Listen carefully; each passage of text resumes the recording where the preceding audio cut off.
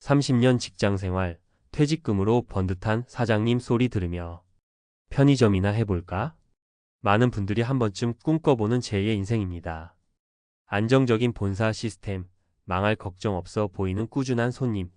하지만 이 장밋빛 환상 뒤에 숨겨진 진실을 마주할 준비가 되셨습니까? 월 매출 수천만 원, 그런데 통장에 남는 건 고작 몇십만 원. 이라는 한 퇴직자의 절규가 있습니다.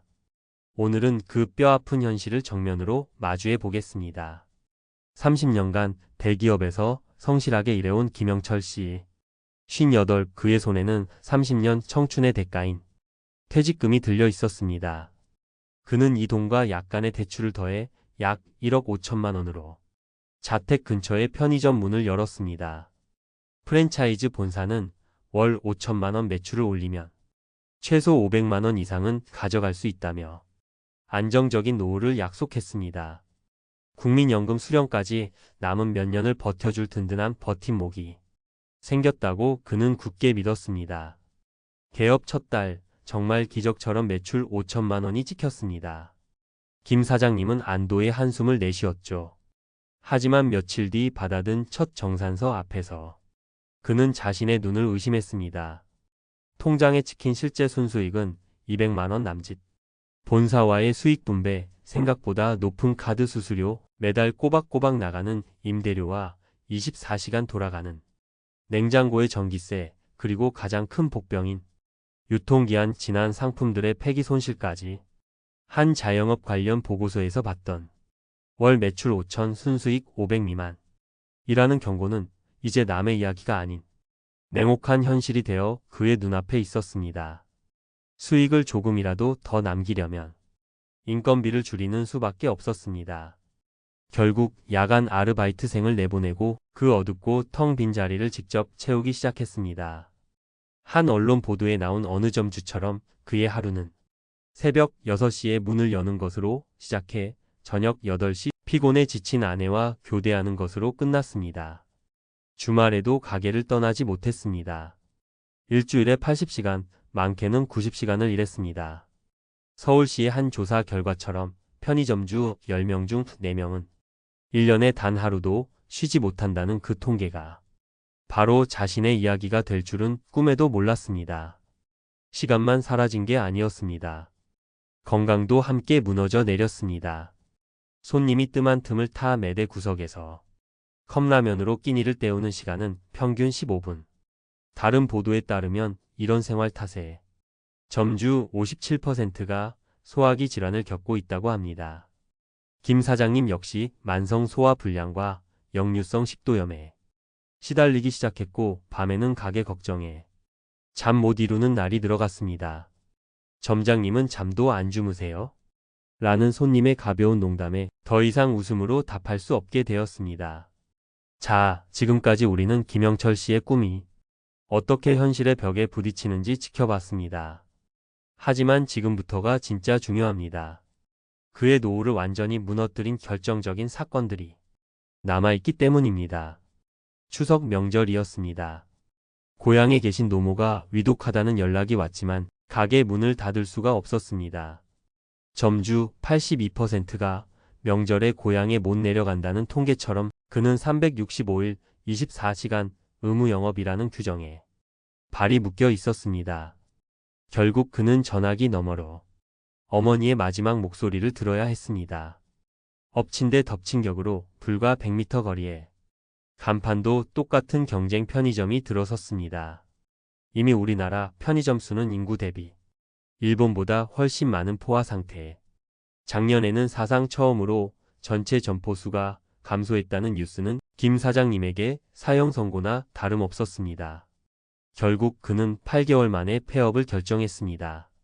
30년 직장 생활의 대가인 퇴직금은 흔적도 없이 사라졌고 그의 손에는 수천만 원의 빚과 망가진 몸만 남았습니다.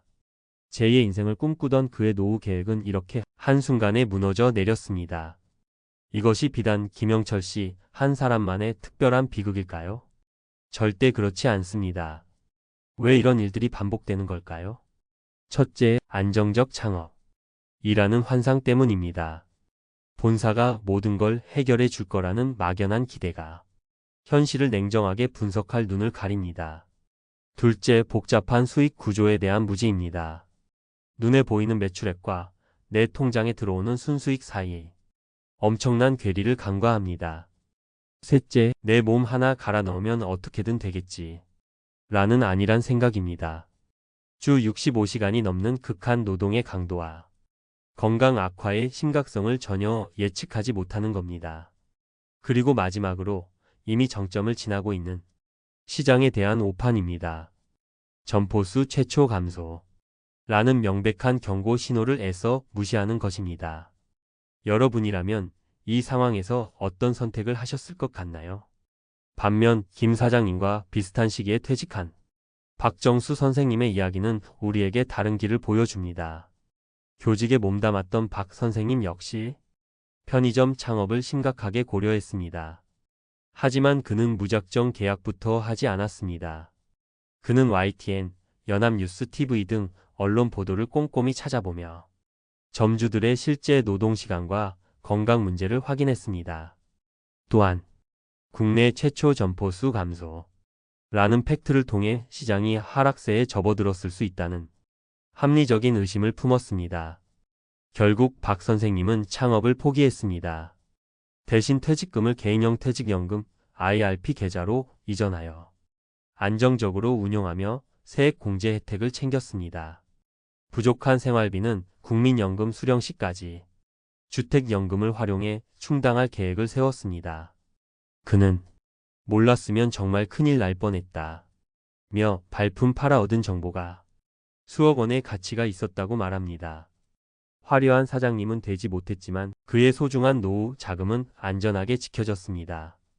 만약 지금 편의점 창업을 고민하고 있다면 계약서에 도장을 찍기 전 스스로에게 이 5가지 질문을 반드시 던져 보십시오. 첫째, 본사의 장밋빛 예상 매출이 아닌 최악의 순수익을 감당할 수 있는가? 관련 분석에 따르면 월 매출이 4천만 원 이하로 떨어지면 아르바이트생 1명 쓰기도 버거워집니다. 그 상황까지 계산해야 합니다. 둘째, 주 80시간 노동과 15분짜리 식사를 내 건강이 버텨낼 수 있는가? 이것은 의지의 문제가 아닌 명백한 생존의 문제입니다. 셋째, 반경 500m 내 경쟁 점포는 몇 개이며 이 상권의 미래는 어떠한가? 점포수 감소. 시대에 살아남을 자신이 있는지 냉정하게 판단해야 합니다. 넷째, 명절, 가족의 경조사까지 포기할 각오가 되어 있는가?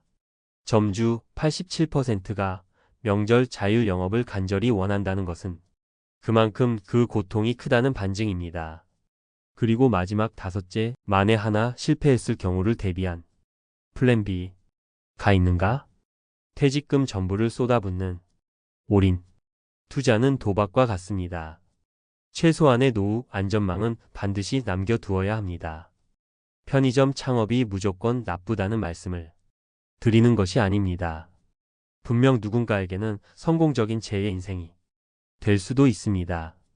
하지만 그 성공은 장밋빛 환상이 아닌 오늘 우리가 함께 살펴본 이 차가운 현실에 대한 철저한 이해와 준비 위해서만 가능합니다. 당신의 소중한 퇴직금과 남은 인생을 지키는 것은 화려한 간판이 아니라 냉철한 현실 분석과 신중한 결정이라는 사실을 꼭 기억해 주십시오. 부디 오늘 이야기가 여러분의 현명한 선택에 작은 등불이 되기를 진심으로 바랍니다. 오늘 내용이 여러분의 노후 준비에 조금이라도 도움이 되셨다면 혹은 비슷한 고민을 하고 계신다면 댓글을 통해 여러분의 소중한 생각을 나눠주시길 바랍니다. 여러분의 구독과 좋아요는 저희가 더 깊이 있고 유익한 이야기를 만드는 데 정말 큰 힘이 됩니다. 감사합니다.